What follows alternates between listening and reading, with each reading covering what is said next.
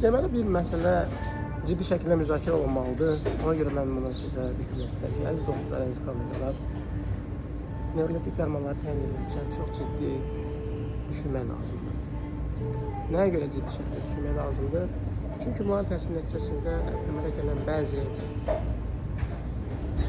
anlaşılmalar ola bilər ki, bu ömür boyu davam edə bilər.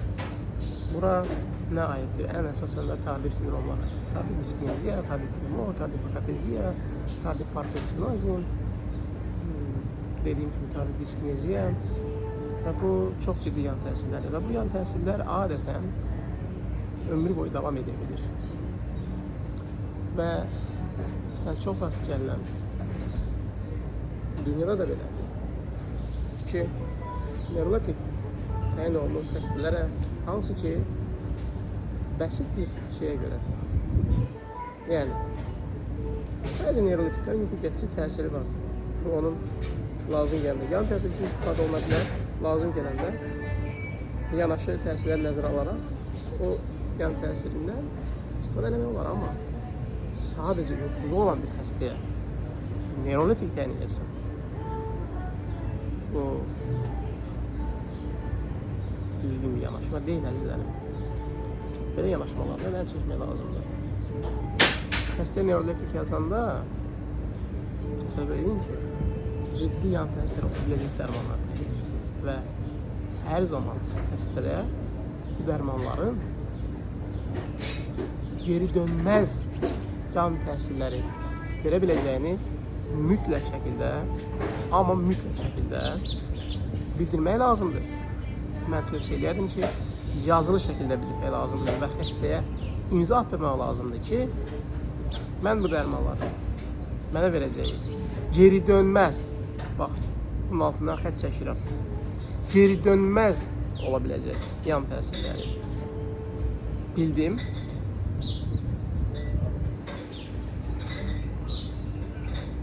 Ona imza atsınlar. Və o yan təsirlərin nə dərəcədə əhəmiyyətli olduğunu mənə başa salındı, öyrənildi və mən onu bildim. Yəni xəstəyə sürücü də olsa başa salmaq lazımdır ki, xəstədə bu dərmanların təsir etsə tardif diskineziya yarana bilər. Və ya ki, tardif tremor yarana bilər, tardif akateziya yarana bilər, tardif parkinsonizm yarana bilər, tardif miyoklonus yarana bilər və s. Hansı ki, bunlar çox ciddi yan təsir. Bu məsələ çox önəmlidir ki, niyə görə? Bu ən önəmlisi ona görədir ki, geri dönməz bir yan təsir ola bilər. İdarə olunması çox çətin. Bəzi hallarda mümkünsüz, amma əksər hallarda idarə etmək olur. Əksər hallarda ömürlük davam edir. Bəzi hallarda isə bitə də bilər, amma əksər hallarda ömürlük davam edə bilər. Ömürlük dərmana ehtiyacı ola biləcək ciddi yan təsirlər. Tardif diskineziya özürləyici bir şeydir. Xəstənin həyat keyfiyyətini çox ciddi şəkildə pozur. Nə deməkdir bu tardif diskineziya? Yəni təsəvvür edin ki, xəstənin qeyri-iradi olaraq məsəl üçün dodağı hərəkət edir, dili hərəkət edir, qeyri-iradi. Bəzi hallarda heç xəstələrin onlardan xəbəri olmur. Başqaları onlara deyə bilir. Belə bir şey yox. Amma bəzi hallarda çox özürləyici də ola bilər. Digər əzələlərə yayıla bilər. Və yaxud da ki, tardif tremor yarana bilər. Və yaxud da ki, tardif parkinsonizm yarana bilər. Və yaxud da ki, tardif miyoklonus yarana bilər. Tardif parkinsonizm bilirsiniz nə dərəcədə ağır bir şeydir. Bir var parkinsonizm, bir var tardif parkinsonizm. Yəni bu iatrogen əmələ gəlib. Yəni xəstəyə bu dərmanları yazanda mütləq şəkildə bildirmək lazımdır ki, bu yan təsirlər ola bilər. Xəstə çünki onu bilsin. Və tərəziyə qoysun öz halı ilə yarana biləcək yan təsirləri. Onu bilsin xəstə. Xəstə buna hazırdırmı? Münasib nevroleptiklər bəziləri bu yan təsirləri daha az ehtimalla verirlər. baxmayaraq ki belədir, amma yenə də o yan təsirlərin, tardif sindromların yaranma ehtimalı yenə də var. Və mən niyə bu tardif sindromları önəmsizəm? Məsəl üçün, dünyada nə qədər dərman var? Hər bir dərmanın yan təsiri var da. Elə bir dərman yoxdur ki, onun yan təsiri olmasın. Amma tardif sindromlar niyə önəmlidir? Ona görə önəmlidir ki, bu yan təsirlər ömürlük davam edə bilir. Geri dönməz ola bilir. Və onları idarə eləmək birinci çətindir. Əksər hallarda çox çətindir. Hətta idarə olunan hallarda belə istifadə olunan dərmanlar çox bahalıdır. Əksər insanlara isə əlçatmaz deyil və əlavə olaraq o xəstəliyi yönetmək üçün, o sindromları yönetmək üçün istifadə olunan dərmanlar nə qədər baxmayaraq ki, əlçatmazdır, o dərmanların da ciddi yan təsirləri olur. Və bəzən elə bir qısır döngü əmələ gəlir ki, tardif diskineziyanı və yaxud da ki, tardif parkinsonizmi müalicə etmək üçün xəstəyə təyin etdiyin dərmanın özü elə ciddi yan təsir verir ki, xəstə deyə bilər ki, ay doktor, nə olar, məni əvvəlki vəziyyətimə qaytar. Tardif diskineziyalar və yaxud da ümumiyyətlə tardif sindromlar keçirən xəstələr həyatı o qədər kabusa dönür ki, bu insanlar yalvarırlar ki, nə olar, mən kaş əvvəlki vəziyyətimə dönüm, mənim əvvəlki xəstəliyim, mən o əvvəlki xəstəliyimi qəbul edirəm, mən o əvvəlki xəstəliyinlə qat-qat daha xoşbəxt idim, nəinki məndə yaranmış olan yeni bir tardif sindromlarda. Təsəvvür edin də, durduğu yer adamın belə dil ağzında hərəkət edir, dodağı hərəkət edir, çənəsi hərəkət edir və yaxud da xəstənin donub qalması olur və yaxud da yaxlanoslar olur və bir şeydə nəzər alır ki, bu ola bilər ki, ömürlük davam edəsin. Yenə də dediyim kimi, əksər hallarda bunların simptomatik olaraq müalicəsi var, ömürlük davam edir, yəni nadir hallarda bəzi xəstələrdə müalicəsi olunur. Amma çox əksər hallarda bu daimi davam edir. Bu bilirsiniz nəyə bənzəyir? Bu ona bənzəyir ki, bir cərrah xəstəni əməliyyat eləyəndə necə ki xəstəyə imza atdırır ki, mən bu yan təsirlərin ola biləcəyini bilirəm, hansı fəsadlaşmalar ola biləcəyini bilirəm, bunu qəbul edirəm.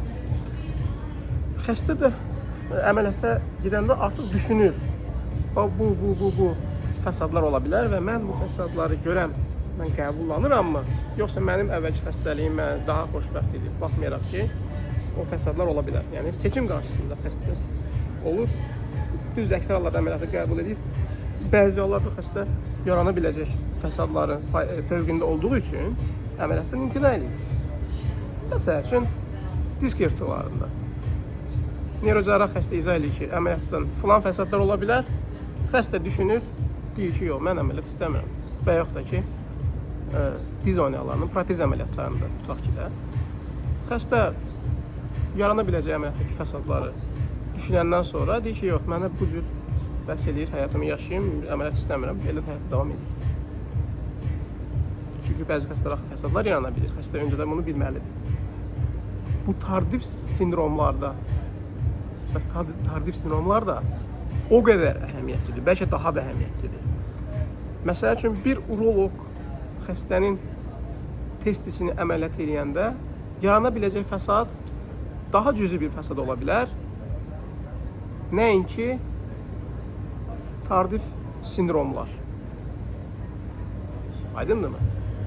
Tutaq ki, əməliyyatdan sonra xəstənin balaca bir nahiyəsində uyuşuqlu hissi ömürlük qala bilər və yaxud da ki, keymə hissi falan. Hara? Tardif sindromlar hara? Bəzi hallarda hətta cərrahi əməliyyatlar nəticəsində əmələ gələn qalıcı fəsadlarla müqayisədə tardif sindromlar xəstənin həyat keyfiyyətini daha qat-qat aşağı sala bilər.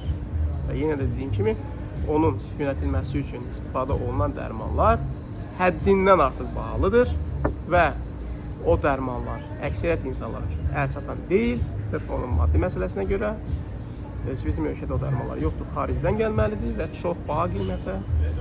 Və bəzi hallarda isə o dərmanların özlərinin də çox ciddi yan təsirləri əmələ gələ bilər. Ona görə mütləq şəkildə bu tövsiyəni xüsusi əməl edin ki, xəstəyə əgər neyroleptik yazacaqsınızsa, mütləq şəkildə xəstəyə yazılı bir bilgi verin ki, bu dərman sizə tardif sindrom verə bilər. Və qısa müddətdə, qısa zamanda olaraq ayıraraq o tardif sindromları izah edin o xəstələrə. Bunun qalıcı ola biləcəyini də izah edin. Qoy xəstə seçim eləsin. Xəstə yaxını qoy seçim eləsin. Öncədən onu bilsinlər. Çünki yaranan təsir uzun müddətli ola bilər. Qalıcı ola bilər. Xəstənin həyat keyfiyyətini çox ciddi şəkildə poza bilər. Bu məsələ ona görə çox önəmlidir. Digər nöqteyə nəzərdən isə